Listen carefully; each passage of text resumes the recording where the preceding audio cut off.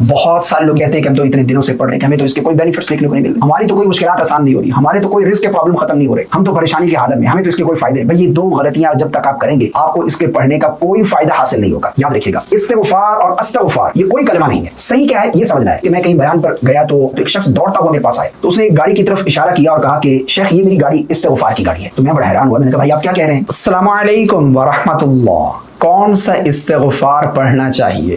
بہت سارے لوگ یہ چیز نہیں جانتے، اکثر لوگ یہ دو غلطیاں کرتے ہیں جس کی وجہ سے انہیں استغفار کا کوئی فائدہ ہی نہیں ملتا۔ وہ کہتے ہیں کہ ہم تو اتنے دنوں سے پڑھ رہے ہیں، ہمیں تو اس کے کوئی بینیفٹس کوئی فوائد دیکھنے کو نہیں مل رہے۔ تو جب آپ یہ دو غلطیاں درست کر لیں گے پھر اللہ رب العالمین استغفار پر جو آپ کو انعامات عطا فرمائے گا، پھر آپ کو اس کے جو آپ کی زندگی میں فوائد نظر آئیں گے وہ آپ خود ہی حیران ہو جائیں گے۔ بعض لوگ کیا کرتے ہیں کہ استغفار کی فضیلت سنی نا کہ اللہ رب العالمین جو شخص اپنے اوپر استغفار کو لازم کر لیتا ہے اللہ اس کے لیے راہ ہموار کر دیتا ہے، اسے مشکلات سے نکال دیتا ہے، اسے غموں سے دور کر دیتا ہے، اور فرمایا کہ اللہ رب العالمین اسے ایسی جگہ سے رزق عطا فرماتا ہے جہاں سے اس کا وہم و گمان ہی نہیں ہوتا، یعنی ایسی جگہ سے اللہ اس کے لیے رزق کے دروازے کھولتا ہے۔ تو جب یہ حدیث سنتے ہیں بس تصویر پکڑی اور استغفار استغفار استغفار یہ پڑھنا شروع کر دیا، پھر چند دنوں کے بعد کہتے ہیں کہ ہمیں تو اس کے کوئی بینیفٹس دیکھنے کو نہیں مل رہے، ہماری تو کوئی مشکلات آسان نہیں ہو رہی، ہمارے تو کوئی رزق کے پرابلم ختم نہیں ہو رہے، ہماری تو کوئی جو ہے وہ غموں سے نجات ہمیں نہیں مل رہی، ہم تو پریشانی کی حالت میں، ہمیں تو اس کے کوئی فائدے نہیں۔ بھائی یہ دو غلطیاں جب تک آپ کریں گے آپ کو اس کے پڑھنے کا کوئی فائدہ حاصل نہیں ہوگا۔ استغفار کی بہت ہی زیادہ فضیلت ہے، اس کے بہت بڑے بڑے فوائد ہیں، بلکہ ایک واقعہ میں آپ کو یہاں پر سنانا چاہتا ہوں، اس کے بعد پھر صحیح کیا ہے وہ بھی آپ لوگوں کو بتاؤں گا۔ دو غلطیاں جو لوگ اکثر کرتے ہیں وہ بھی آگے چل کر میں آپ لوگوں کو بتاتا ہوں۔ سب سے پہلے یہاں پر استغفار کی برکت کے حوالے سے ایک چھوٹا سا واقعہ میں آپ لوگوں کو سناتا ہوں۔ ایک شیخ فرما رہے تھے کہ میں کہیں بیان پر گیا تو مسجد میں جب بیان کے لیے داخل ہونے لگا تو ایک شخص دوڑتا ہوا میرے پاس آیا اور اس نے کہا شیخ 1 منٹ مجھے دے دیں۔ میں نے کہا خیریت؟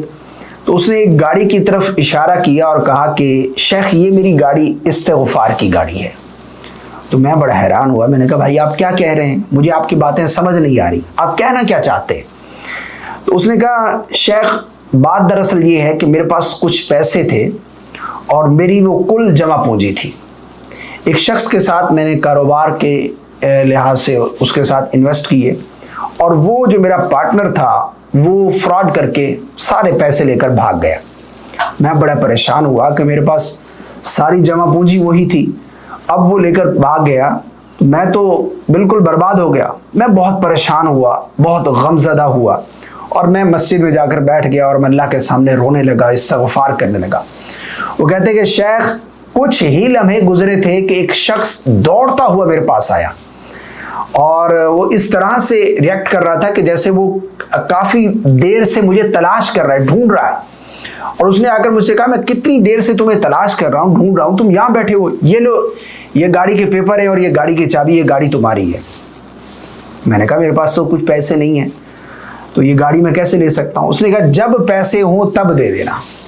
وہ کہتا ہے کہ شیخ اس دن سے لے کر آج تک وہ شخص دوبارہ میرے سامنے کبھی نہیں آیا، نہ میں نے اس کو جب میں نے اس کو تلاش کیا تو وہ مجھے ڈھونڈنے پر بھی نہیں ملا، اور کہنے لگا کہ یہ میری استغفار کی گاڑی ہے۔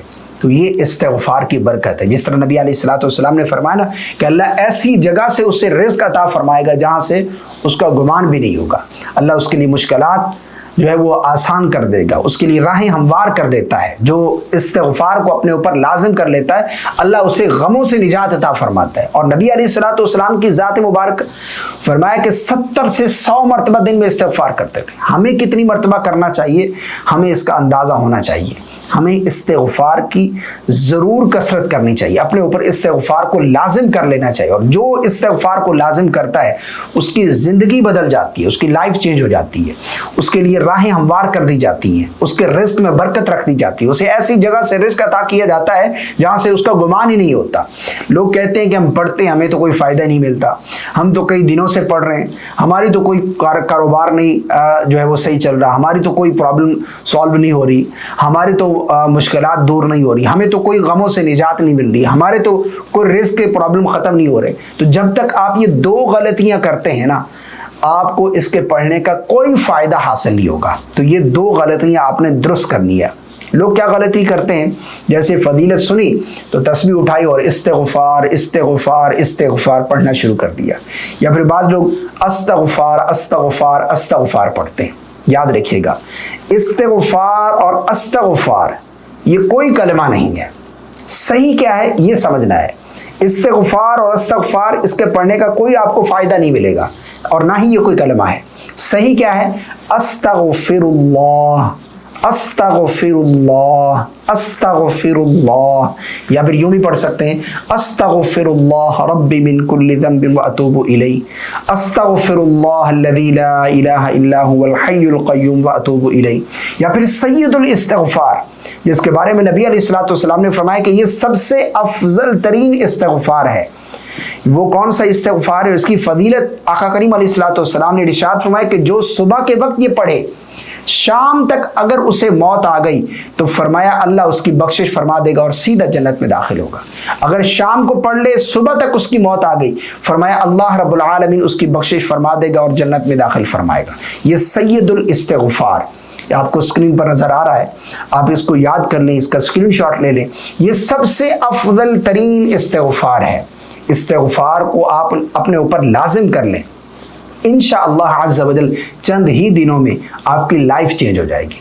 और पढ़ें, अपने गुनाहों की मुआफ़ी मांगे, अल्लाह से अपने गुनाहों पर तौबा करें कि या अल्लाह मुझे मुआफ़ फरमा, मेरे गुनाहों को बख्श दे। तो ये जो है आप करेंगे तो इंशाअल्लाह अज़्ज़ा वजल आपको इसके बेनिफिट्स, इसके फ़वाइद और इस पर जो अल्लाह आपको इनामात अता फरमाएगा वो देकर आप हैरान रह जाएंगे। अल्लाह हम सबको अमल की तौफ़ीक़ अता फरमाए।